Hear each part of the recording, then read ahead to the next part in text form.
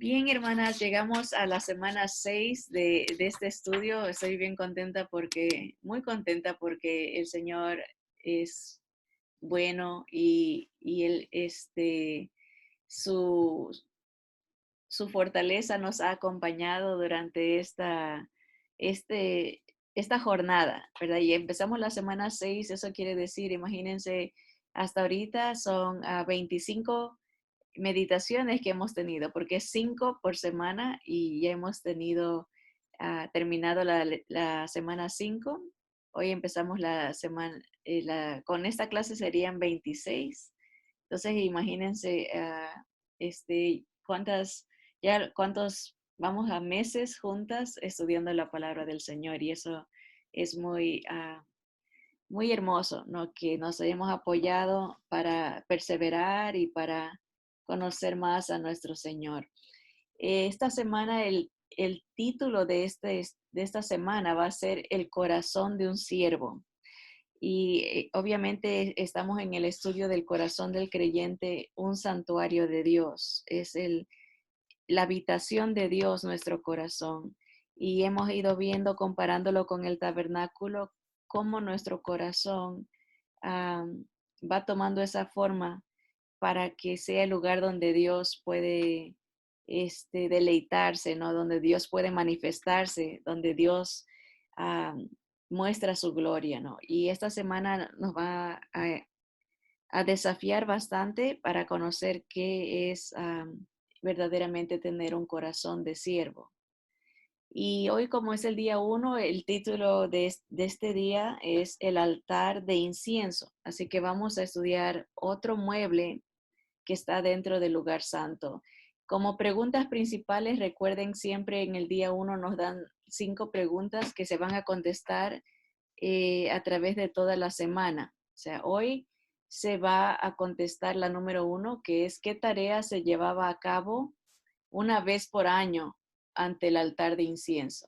¿Qué tarea, verdad? Solo una vez se hacía algo en ese altar de incienso, y eso es lo que vamos a estudiar hoy. La segunda pregunta es, ¿qué ofrecieron Nadab y Abiú ante el Señor? Eso se va a ver para mañana, si el Señor lo permite. Así que la pregunta 3 es, ¿cómo respondió Dios a las acciones de los levitas? Eso será para el día 3. Y para el día 4, la siguiente pregunta es, ¿cómo llamó Dios a los levitas en relación con los sacerdotes? Diferentes posiciones.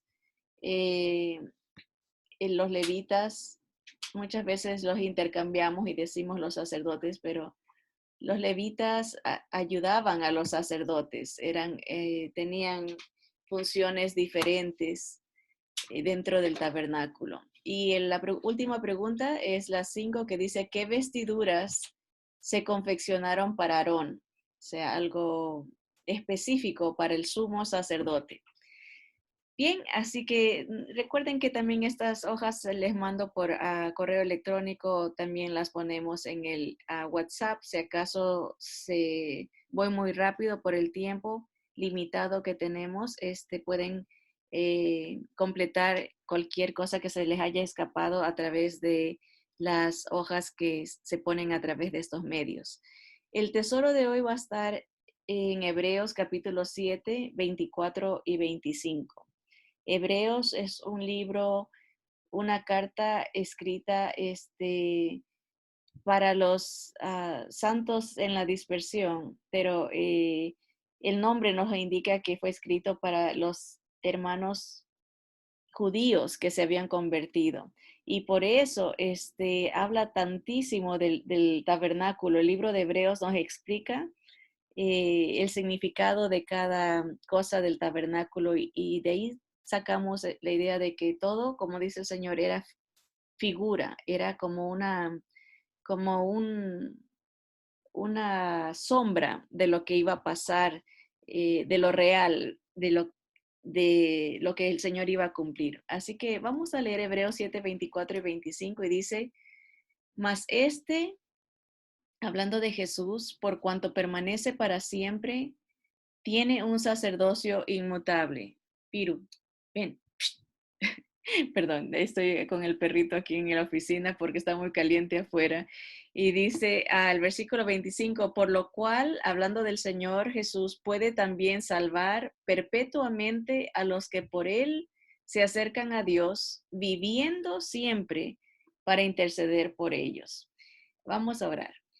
Señor amado, te damos gracias por esta verdad tan hermosa, Señor, que como tú vives para siempre, eres eterno, Señor, tu sacerdocio es para siempre, tu intercesión por nosotros es para siempre, tú nos representas por toda una eternidad, Señor, tú vives para interceder por tus hijos, Señor, gracias por esa verdad preciosa y la seguridad que tenemos de que Señor, tú nos defiendes, tú nos cubres con tu justicia, Señor, tú estás velando por nuestro bienestar eterno, Señor. Gracias porque tú acabarás la obra que has empezado en nosotros, Señor, y podemos descansar en tu poder, Señor, en tu fidelidad y en tu eternidad, Señor.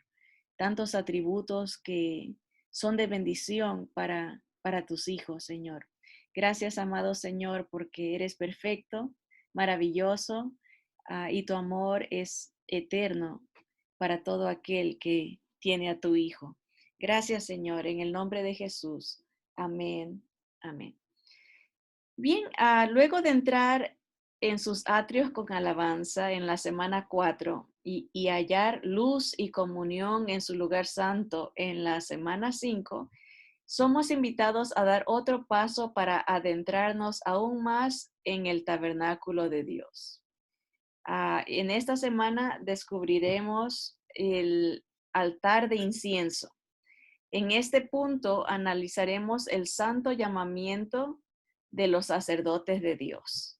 Aquí en este segundo altar, Dios les enseñó a Israel una lección sobre servirle con reverencia que la nación algún día podría ignorar, pero nunca olvidaría. Entonces vamos a estudiar mucho acerca del llamamiento al ministerio del sacerdocio y también vamos a estudiar acerca del altar de incienso. Dice que a través de este altar el Señor les enseñó a Israel una lección sobre cómo servirlo con reverencia, ¿verdad? Uno puede aprender eso y ignorar lo que el Señor les enseña, pero nunca se podrá olvidar de la enseñanza. Miren, el altar de incienso tiene bastantes características similares al altar de bronce, ¿verdad? Y a la mesa, ¿verdad? Tienen sus anillos para poderse transportar, tienen la cornisa aquí alrededor, ese adorno. También tienen los cuernos que el altar de bronce tenía. Pero vamos a continuar. Dice, como real sacerdocio de Dios, perdón, hoy podemos aprender muchas lecciones de vida del sacerdocio que Dios ordenó hace cientos de años. Esta semana estudiaremos el significado de un llamado santo en medio de un mundo actual, ¿verdad? Las cosas que el Señor pone en el Antiguo Testamento son lecciones para nosotros de aplicar en nuestro propio llamado, ¿verdad? Obviamente, no tenemos un tabernáculo hecho de manos y de hombre, pero sí un tabernáculo hecho por Dios en nuestros corazones, ¿verdad? Y esta semana vamos a estudiar el significado de ese llamamiento santo en medio de un mundo actual. Es tan difícil, igual que en ese tiempo, ¿no? El mundo estaba, el mundo dice el Señor que no hay nada nuevo bajo el sol. El mundo siempre ha estado mal influenciado por el pecado, ¿no? Y siempre, tanto ellos como nosotros tenían el peligro de contaminarse con las prácticas paganas, ¿verdad? Entonces, tenemos las mismas advertencias. Vámonos al libro de Éxodo, capítulo 30, y vamos a leer del 1 al 10 las especificaciones y las instrucciones que el Señor dio para la construcción de este altar y ver dónde tenía que ubicarse, dónde tenían que ponerlo y lo que tenían que hacer con él. Éxodo 30 del 1 al 10. Dice la palabra del Señor: harás asimismo un altar para quemar el incienso. De madera de acacia lo harás, igualito que todos los otros, ¿verdad? Su longitud será de 1 codo y su anchura de 1 codo. Será cuadrado y su altura de 2 codos y sus cuernos serán parte del mismo. Aquí pueden ver la foto, ve 1 codo de ancho, de largo, de ancho y 2 codos de alto. Entonces, era pequeño. Era hecho de madera de acacia y dice que el versículo 3 que lo tenían que cubrir de oro puro.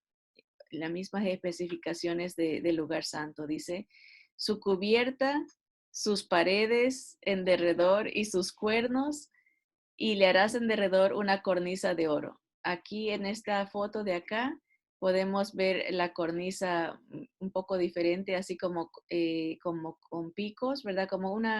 Sería como una, eh, como triángulos, tal vez como una corona. Ven, es un poco diferente a la foto de acá. Acá no se ve arriba, sino que se ve como adorno abajo, ¿verdad? Así que cada pintor se la imagina diferente. La cornisa pareciera que la gran mayoría concuerda con esta foto de acá, este dibujo, así como que tiene piquitos para arriba. Voy a darle la bienvenida a una hermana nueva que nos está acompañando, a nuestra hermana Páez del Ministerio Carcelario. Así que sigamos con la lectura. Estamos en Éxodo 30 y bueno, estaba cubierto de oro el altar de incienso y de esa cornisa de oro también alrededor. Veamos el versículo 4 y dice, le harás también 2 anillos de oro debajo de su cornisa, a sus 2 esquinas, a ambos lados suyos, para meter las varas con que será llevado. Aquí en la figura que tenemos en los papeles, ya están las varas insertadas. Aquí está el anillo, este dibujo está hecho bien porque ponen los anillos debajo de la cornisa y las varas atravesaban esos anillos, todo de oro, todo hecho de oro, ¿verdad? Sigamos con el versículo 5. Dice, harás las varas de madera de acacia y las cubrirás de oro. Y lo pondrás delante del velo que está junto al arca del testimonio, delante del propiciatorio que está sobre el testimonio donde me encontré contigo. ¿Cómo es esto? O sea que aquí se lo ubicaba enfrente del velo. Este velo dividía al lugar santo, que es del lugar santísimo, donde estaba el arca del pacto, y las tapas del arca se llama el propiciatorio. Entonces, altar de incienso tenía que estar en el lugar santo antes, o sea, enfrente de la cortina, antes de entrar al lugar santísimo, ¿no? Ese era el lugar donde se tenía que poner este altar. Versículo 7 dice, y Aarón quemará incienso aromático sobre él. Cada mañana cuando aliste las lámparas lo quemará. Y cuando Aarón encienda las lámparas al anochecer, quemará el incienso, rito perpetuo delante de Jehová por vuestras generaciones. Entonces, todos los días tenía él que prender el incienso mientras iba a prender las lámparas. ¿Se acuerdan del candelero de oro que estaba a mano izquierda? Era lo primero que se veía.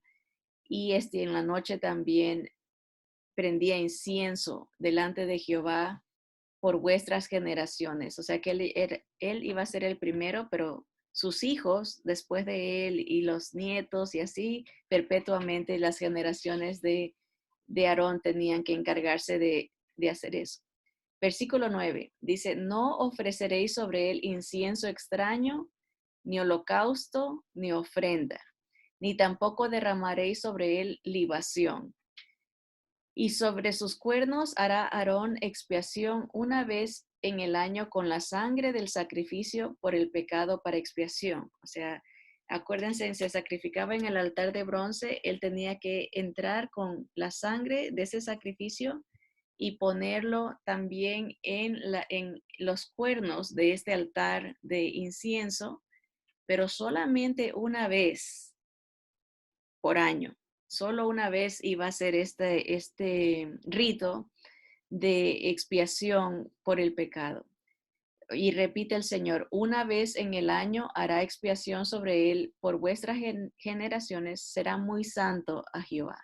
Entonces aquí podemos tener la idea de lo que el sacerdote está haciendo, poniendo el incienso, una especificación bastante estrecha, ¿verdad? Limitada, tenía que ser el mismo tipo de incienso. Nadie podía cambiar ni hacer holocausto en este altar, ni tampoco podían que poner otro tipo de ofrenda en este altar.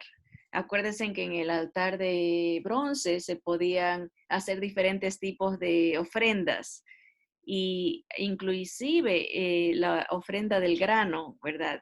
Y del pecado, del holocausto, de la culpa, diferentes tipos de ofrendas, pero aquí el Señor dijo no, aquí solamente ese incienso aromático del cual el Señor dio especificaciones ah, eh, directas acerca de este incienso. Bien, vamos a contestar estas preguntas abriendo en Éxodo 27, 1 y 2. Ay, bueno, no se los puse los versículos porque esto ya lo hemos estudiado y si quieren nomás vamos a ver si se acuerdan sin ver el versículo. Dice, ¿qué otro objeto tenía cuernos en las esquinas? ¿Se acuerdan cuando entrábamos al tabernáculo en el atrio? Había este altar de bronce que tenía también cuernos, ¿verdad? En las esquinas. Entonces la respuesta aquí, ¿qué otro objeto tenía cuernos en las esquinas? El altar de bronce. Este también es un altar, pero es altar de incienso, de oro. Segunda pregunta, ¿qué otro objeto del tabernáculo tenía cornisas de oro alrededor? Esta semana pasada vimos está entrando al lugar santo, está el candelero a mano izquierda y la mesa de los panes de proposición tenía esa cornisa de oro alrededor, la mesa de la mesa de los panes de proposición tenía cornisas de oro. O sea, tenían similitudes. Pregunta número 3. ¿Dónde está ubicado el altar del incienso dentro del tabernáculo? De acuerdo a lo que leímos, estaba ubicado enfrente del velo antes de entrar al lugar santísimo. Enfrente del velo. Ese era el altar de incienso. Y la última, o dos preguntas más. ¿Quién debía atender el altar del incienso y con qué frecuencia se realizaba esta tarea? Solamente el sacerdote, en este caso Aarón. Aarón debía atender el altar de incienso todos los días. Cada día, dice, cada mañana tenía que prender el incienso mientras prendía la lámpara y en la noche, ¿verdad? Pero una vez al año, eso es otro asunto, le ponía sangre en los cuernos como expiación del pueblo. Una vez más, ya que tenemos a nuestra hermana Páez con nosotros, estas hojitas las estamos poniendo por WhatsApp en un grupo que empezamos cuando empezó el COVID y se puede, si acaso no alcanzan a escribir todo, las respuestas pueden verlas después por WhatsApp o también las estoy mandando por correo electrónico al que desee. Así que me avisan si desean que las incluya con esta información también. La última pregunta dice, ¿qué tarea debía realizarse solamente una vez por año en el altar de incienso? Entonces en la anterior pueden poner Aarón una vez, todos los días en la mañana. Y en esta pregunta pueden poner expiación por el pecado. Dice, ¿qué tarea debía realizarse solamente una vez por año en el altar del incienso? El versículo acá, 10 de Éxodo 30 dice, sobre sus cuernos hará Aarón expiación una vez en el año con la sangre del sacrificio por el pecado. Entonces, una vez al año, se hacía expiación con la sangre del sacrificio. ¿Ok? Entonces, ahí contestamos esas preguntas. Vámonos a Éxodo 30, versículo 34 al 38. Éxodo 30, del versículo 34 al 38. Dice, dijo además Jehová a Moisés, toma especias aromáticas, estacte y uña aromática y gálbano aromático e incienso puro, de todo en igual peso. Estas son ya las especificaciones para hacer el incienso. Ah, en lo personal, yo no estoy familiarizada con estas especies o especias aromáticas, ¿verdad? Ah, no son cítricas, no sé específicamente cómo, el olor cómo será, porque eso que dice estacte y gálbano aromático, los voy a buscar después por curiosidad para ver qué tipo de árbol, qué tipo de hierba o semilla era, no sé.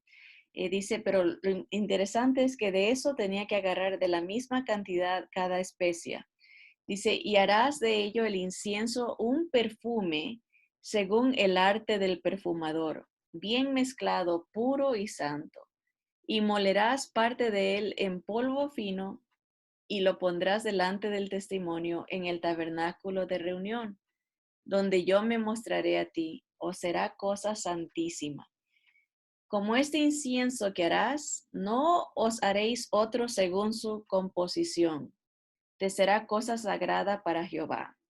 Cualquiera que hiciere otro como este para olerlo, será cortado de entre su pueblo. O sea que ahí se nos quita cualquier curiosidad o cualquier deseo de saber cómo huele o quiero hacer uno parecido para tener, hay gente que le encanta esto de que, como que se busca algo que, donde se pueda poner la fe, ¿verdad? Hay gente que dice, eh, ¿cómo se llama este pañuelo? Este pañuelo fue comprado o tiene el sudor de tal persona que hace milagros. A veces buscamos cosas como que queremos confiar más, que si esta cosa es de Israel o si esta cosa tiene eh, este, un toque especial, como que el ser humano tiene la tendencia a desviarse y poner su fe en las cosas. Y por eso el Señor dice, no quiero que hagan nada similar a este incienso, porque era solo para Él, no es para usarlo. Dice, será, como dice aquí, cosa sagrada para Jehová, es algo separado para Dios, no se puede hacer uno similar. Bueno, sigamos. Dice, permita que los siguientes pasajes lo ayuden a interpretar el significado del altar de oro de la fragancia. Escriba el uso que se da de la palabra incienso en cada pasaje. Aquí está, les puse los versículos, no tienen que buscarlos, pueden leerlos aquí conmigo. El Salmo 141:2 dice, suba mi oración delante de ti como el incienso, el don de mis manos como la ofrenda de la tarde. Entonces, ¿cuál es el uso que se le da a la palabra incienso en este pasaje? Es a la oración y al servicio con nuestras manos, lo que estamos haciendo con nuestras manos para Dios, que se lo compara con el incienso, ¿verdad? Podemos imaginarnos, ¿no? Ah, no estoy segura si lo escribió este Salmo David, pero a lo mejor se refería a su alabanza, ¿no? Algo que estaba tocando, algún instrumento. O también nos podemos imaginar al sacerdote que lo que está teniendo en mente, ¿no? Que el servicio que está haciendo al poner el incienso, que llegue como una ofrenda, esa obediencia, esa labor, ese trabajo, sea cual sea, que se haga con las manos, ¿no? Si es para la gloria del Señor, sube como incienso nuestro servicio con nuestras manos. La oración y el servicio, es la contestación en esa primera eh, línea. El segundo versículo está en Apocalipsis 5:8 y dice, y cuando hubo tomado el libro, los 4 seres vivientes y los 24 ancianos se postraron delante del Cordero. Todos tenían arpas y copas de oro llenas de incienso. Dice que son las oraciones de los santos. Aquí igual se compara a las oraciones con el incienso, ¿verdad? Estos seres vivientes que estaban alrededor del Señor tenían copas llenas de incienso, que son, dice, las oraciones de los santos. Apocalipsis 8:3 también dice, otro ángel vino entonces y se paró en el altar con un incensario de oro y se le dio mucho incienso para añadirlo a las oraciones de los santos. Aquí también la respuesta es, se usa la palabra incienso en este pasaje para compararlo con las oraciones de los santos. Y aquí habla de un altar de incienso en el trono, que es una imagen de lo que el Señor hizo en el tabernáculo. Era un patrón de lo que hay en el cielo. O sea, se seguía estos mismos altares los vamos a ver. Porque miren, aquí dice otra vez, dice, vino otro ángel entonces y se paró ante el altar con un incensario de oro y se le dio mucho incienso para añadirlo a las oraciones de todos los santos sobre el altar de oro que estaba delante del trono. ¿Verdad? Y es la misma, aquí el altar de incienso estaba justo enfrente de la presencia de Dios. Y aquí en el cielo es el mismo patrón, el mismo diseño en el cielo. Obviamente el altar de incienso representa, ¿qué cosa? Las oraciones de los santos, ¿no? En estos diferentes versículos se habla de que nuestras oraciones llegan ante el trono como una fragancia agradable al Señor, y no solamente en el primer versículo nos habla también del servicio con las manos, ¿verdad? Sube como la ofrenda de la tarde. Eh, ¿Quién enciende los carbones y libera la fragancia de las oraciones de los santos hacia el cielo? ¿Verdad? ¿Cómo van a llegar nuestras oraciones? Alguien tiene que prender esos carbones para que se queme el incienso y pueda subir, ¿no? El incienso, si los comparamos con las oraciones, no suben nomás porque se ora. Alguien tiene que pasar por un proceso de quemadura, vamos a decirlo así, ¿no? Entonces, vamos a leer Romanos 8:34 y vamos a ver, obviamente, el creyente, sabemos quién nos faculta, quién nos habilita para poder tener una comunión con su Padre, ¿no? Y es nuestro Señor Jesús. Romanos 8:34 dice, ¿quién es el que condenará? Cristo es el que murió, más aún el que también resucitó, el que además está a la diestra de Dios, el que también intercede por nosotros. La pregunta que se nos hace aquí es, ¿para qué murió Cristo? La respuesta específica para en este estudio es para perdonar nuestros pecados. Porque podemos contestar, murió para salvarnos, murió para rescatarnos, liberarnos, pero la idea es de que para perdonarnos, para poder estar limpios, ¿no? Y tener acceso al Padre, porque si no hay esa expiación, piensen en el altar de incienso de oro. tenía que haber una expiación por el pecado cada año con la sangre del sacrificio para que se pueda elevar ese incienso a la presencia de Dios. Entonces el Señor cubre esa porción de ese requisito, de ese requerimiento. Él es el sacrificio perfecto. Él es nuestra redención. Él muere para salvarnos. Pero ¿alguna vez se ha preguntado para qué vive Cristo? Todos sabemos que murió para salvarnos, pero ¿para qué vive? Este versículo, bueno, vamos a leer Romanos 5:8 para confirmar lo del pecado primero y de ahí nos vamos a Hebreos 7:25 para saber para qué vive el Señor.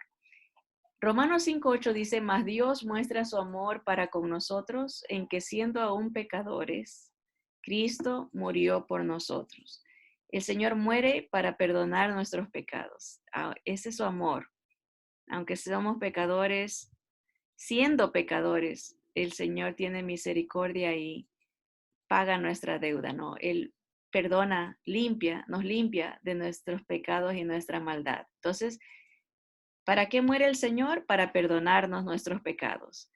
¿Para qué vive el Señor Jesús? Hebreos 7:25 nos dice, por lo cual puede también salvar perpetuamente a los que por él se acercan a Dios, viviendo siempre para interceder por ellos.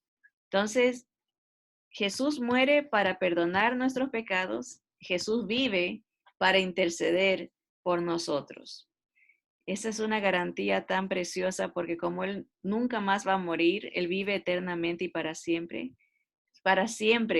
está intercediendo, o sea, su protección, su amparo, su salvación es eterna, porque Él vive siempre para interceder para nosotros, por nosotros. El altar de incienso nos habla de intercesión.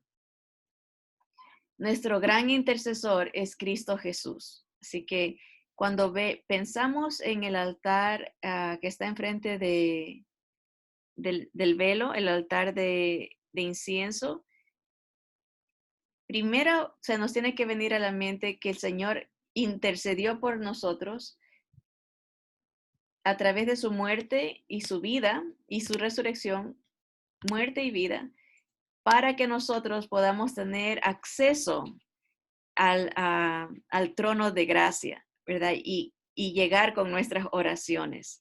Entonces, es algo como estamos viendo, siempre hay una interpretación horizontal, ¿verdad? Que tiene que ver con Dios y una interpretación vertical que tiene que ver una aplicación para nosotros. Nosotros somos también ese incienso que sube gracias a que Jesús nos habilita, el Señor nos concede esa gracia de poder tener acceso al Padre. Él es el que enciende las brasas, los carbones, con su vida, con su muerte, para que nuestras oraciones puedan llegar, ¿verdad? Por eso es que oramos siempre en el nombre del Señor Jesús, por sus méritos, por su gracia. Bien, vamos a ver ahora, ¿cómo estamos de tiempo? Tenemos un poquito de tiempo.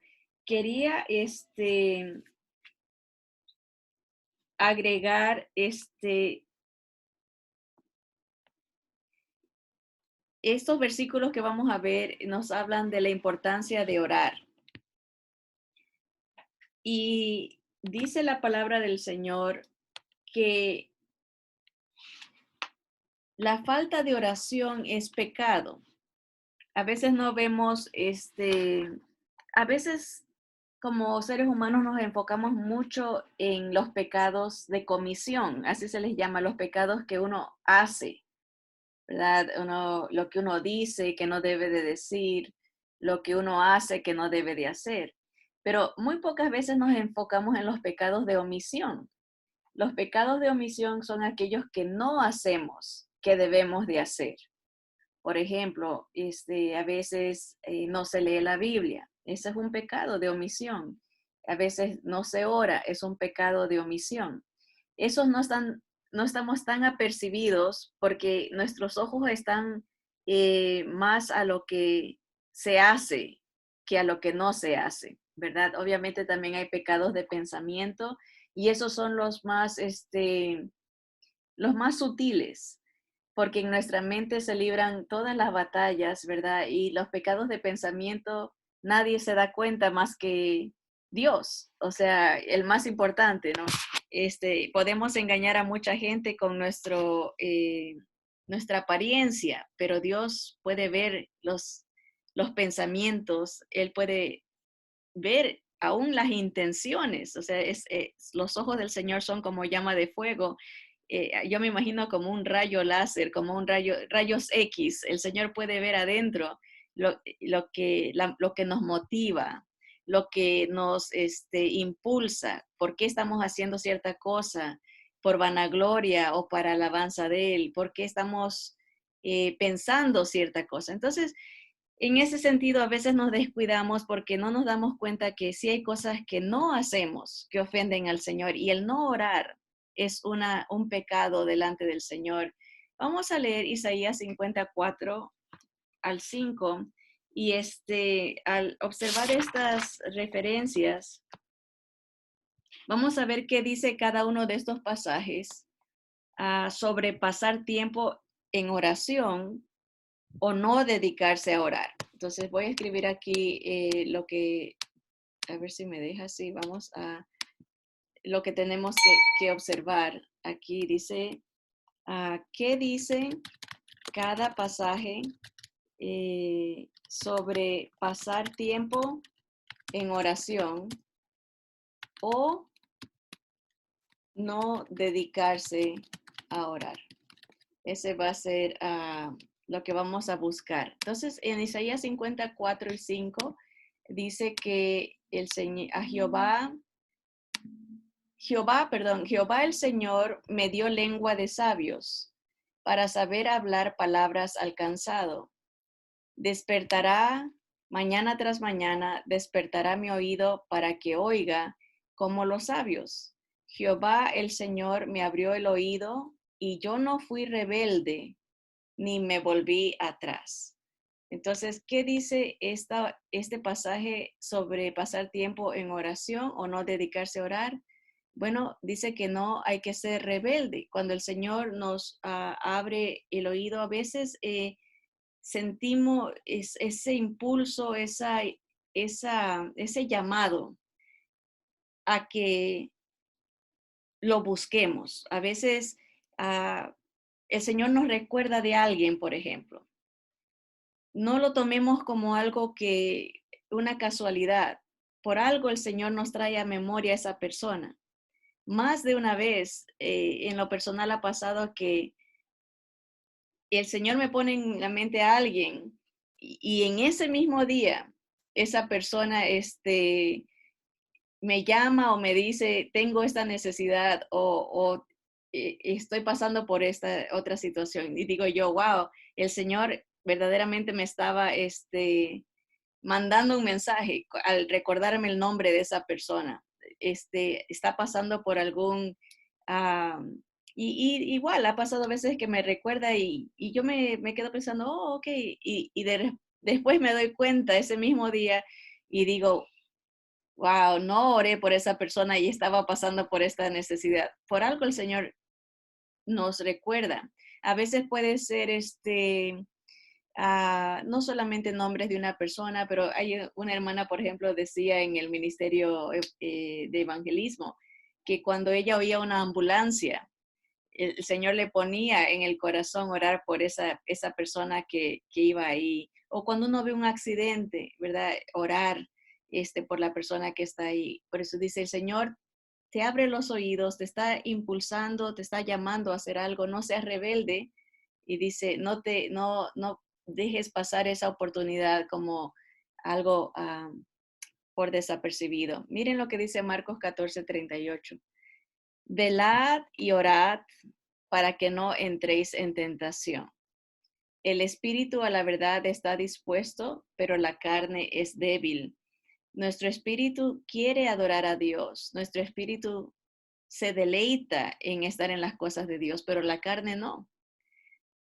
Ustedes y yo somos testigos de que cada vez que uno quiere ponerse a leer la palabra, el enemigo o nuestra carne, no el enemigo, nuestra carne, se va a acordar que no sacó la carne a descongelar, se va a acordar que tiene que ir al baño, se va a acordar que no se peinó muy bien, que mejor tiene que pintar, quiere hacer todo la carne, justo cuando uno quiere orar o cuando va a ponerse a leer la palabra. Es la carne. La carne no quiere que estemos en oración ni en la palabra, porque de esa manera vamos a caer en tentación.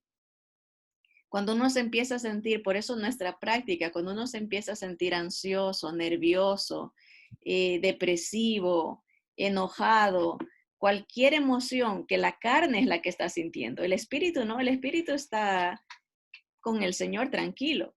Es la carne la que está sintiendo esto. Entonces tenemos que traerla ¿cómo se dice cuando uno está tratando de controlar a un caballo o algún animal, domarlo, ¿no? Dice, uno tiene que domar la carne. Cuando está siendo la carne, molestando con esas emociones y esos sentimientos, uno tiene que venir a la palabra y a la oración, cualquiera de los dos o a los dos, porque de esa manera el espíritu controla a la carne.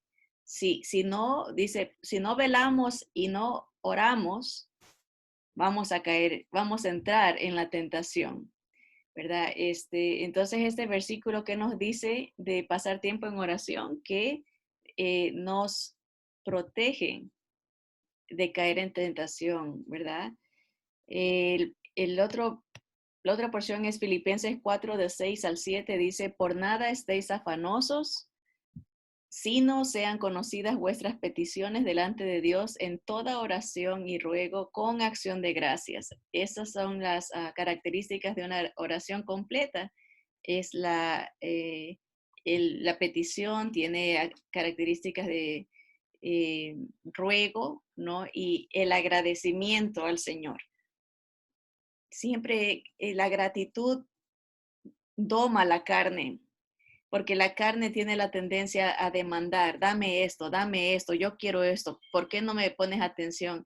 Y en cambio el espíritu no, el espíritu dice, gracias Señor, tú eres soberano, que se haga tu voluntad. Entonces la gratitud controla la carne.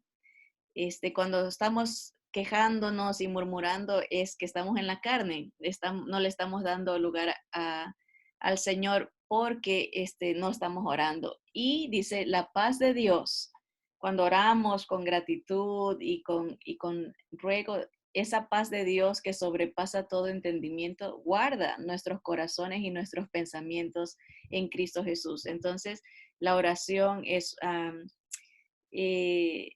un regalo que Dios nos da, es ese incienso al cual el Señor nos ha habilitado por su sangre, por su muerte y por su resurrección para tener victoria, ¿verdad? Porque a veces le deseamos a la gente que tengas paz, pero si esa persona no ora, si esa persona no lee la palabra, no va a tener la paz que el Señor ha diseñado, esa paz que sobrepasa todo entendimiento, esa paz perfecta de Dios, no tiene efecto porque la persona misma no ora ni lee la palabra. Entonces uno puede decirle a la persona, vamos a orar para que el Señor te dé la paz que Él te puede dar, ¿verdad? En lugar de nomás desearle, ojalá que tengas paz, uno puede añadir, para que tengas esta paz, tienes que orar y tienes que leer la palabra. Dejar la responsabilidad en la persona, porque a veces las personas dicen, ore por mí, tú ora por mí, y no se benefician del regalo que Dios ya tiene para cada individuo a través de la oración y de su palabra. El último versículo está en Santiago 4, versículo 2 al 4, y dice, codiciáis y no tenéis, matáis y ardéis de envidia y no podéis alcanzar, combatís y lucháis, pero no tenéis lo que deseáis, porque no pedís. O sea, no se viene al Señor en oración, en dependencia a Él, como en decir, Señor, ah, ¿qué te parece esto? ¿Qué es lo que tú opinas? ¿Cómo me diriges en esta petición que tengo, ¿no? Versículo 3 dice, pedís y no recibís porque pedís mal para gastar en vuestros deleites. Entonces tenemos que preguntarnos, ¿es mi oración carnal? ¿Le estoy pidiendo algo que solamente es para mi satisfacción? Por eso digo, el dame, dame, dame, ¿para qué estamos pidiendo? ¿O es una oración que se somete, que dice, que se haga tu voluntad, ¿verdad? Sea que, obviamente, todo lo que el Señor planea para nosotros es para nuestro bien. Él ve más allá de lo que nosotros vemos, entonces por eso es pedirle a Él que se haga su voluntad y que nos abra los ojos para entender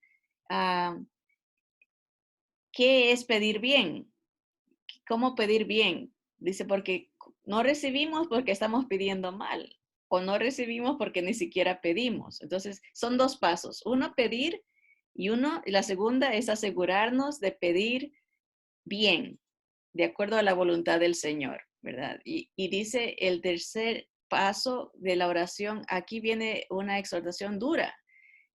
Oh almas adúlteras, ¿no sabéis que la amistad del mundo es enemistad contra Dios? Esto implica que se está orando de una manera a la que Santiago está hablando, a la gente que le está hablando, estaban pidiendo para parecerse al mundo, para estar amistado con el mundo. Tal vez se piden riquezas para estar en competencia con el mundo o estar presumiéndole al mundo. No sé cuál sería la circunstancia específica a la que él les estaba hablando, pero ¿qué es un adúltero o una adúltera? Dice, oh almas adúlteras. Es una persona que no, eh, una persona que no, se deleita en la bendición que Dios le ha dado y prefiere el placer que el diablo ofrece, el placer temporal que el diablo ofrece. O sea, no se deleita en las bendiciones de Dios y busca lo que Satanás le ofrece.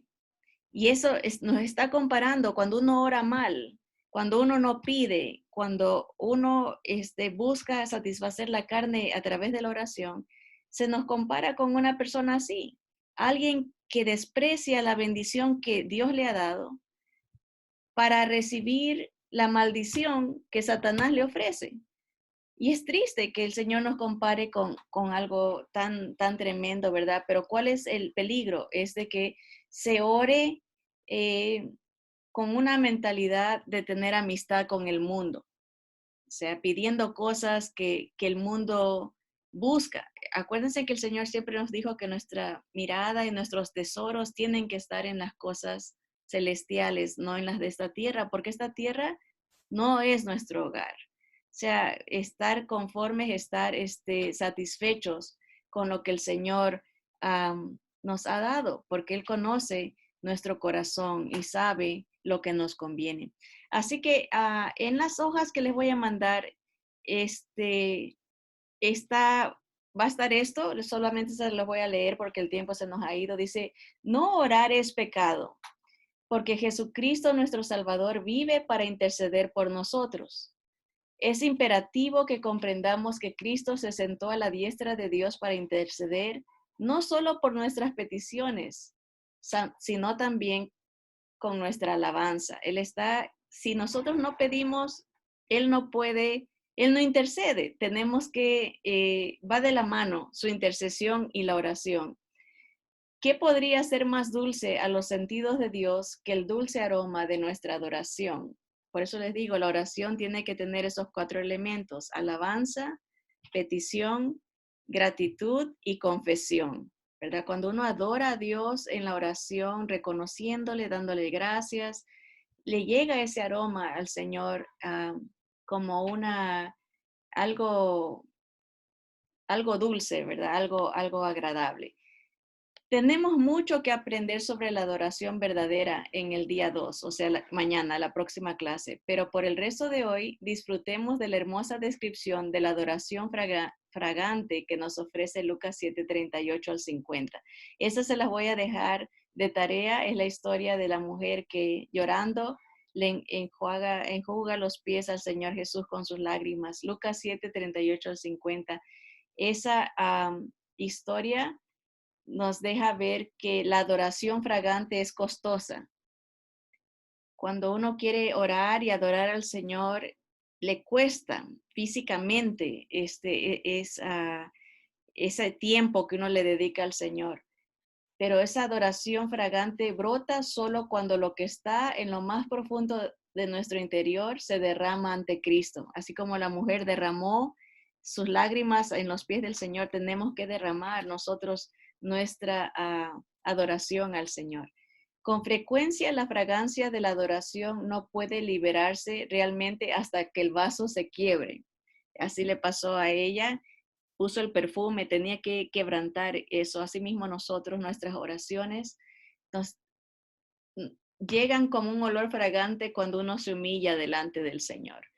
La adoración fragante no puede ser obstaculizada por los demás. Observe en compañía de quien se encontraba la preciosa mujer de Lucas 7. Estaba rodeada de fariseos, líderes, y a ella no le importó quién está alrededor. Ella adoró al Señor con su vida, con su oración, con su adoración. Así que, por último, dice la relación fragante nos ubica en la relación correcta con Dios. La adoración fragante no siempre va acompañada de lágrimas, ni estas son siempre sinónimo de aquella. No porque alguien no llora, no quiere decir que no está adorando a Dios, pero la conciencia de quién es Él que provocó las lágrimas de la mujer es sin duda una necesidad en la adopción fragante. Reconocer quién es Él y quiénes somos nosotros cuando uno ora y en adoración a Dios es un ingrediente importante para que esta oración llegue. Reconocerlo al Señor, adorarlo como un incienso fragante delante del Señor. Así que vamos a orar, hermanas, y después les mando yo el audio y las notas para que las mediten con más calma. Amado Señor, te bendecimos porque tú eres perfecto, Señor. Eres bueno y maravilloso, Señor. Gracias por darnos estas figuras que amplían el conocimiento de la obra de nuestro Señor Jesús. Él cumple, Señor, al pie de la letra, Señor, todas las especificaciones, todas las tipologías, todas las profecías, Señor. Cuán maravilloso, Señor Jesús, tu vida, tu muerte, Señor, tu resurrección, las promesas de tu venida, Señor, son un aliciente para nuestra alma, Señor, un consuelo para nuestro corazón, Señor, y una fortaleza para nuestra fe, Señor. Gracias, porque en ti encontramos, Señor, el sustento, encontramos la oportunidad de entrar ante el trono de gracia, Señor, de nuestro Padre, Señor. Podemos llamarlo Abba, Papá, Papi, Señor. Gracias porque eres nuestro Padre, Señor. Gracias porque, Señor, tú nos recibes. Señor, gracias por darnos todas los instrumentos necesarios que tenemos para vencer en este mundo, Señor, y vivir vidas fragantes para ti, Señor, vidas que lleguen ante tu trono como ese olor, ese aroma dulce, Señor, sabroso, de agrado a tu presencia, Señor. Gracias, Padre amado, por Jesús. Señor, ayúdanos a apreciar, Señor, las bendiciones que tú nos das, Señor.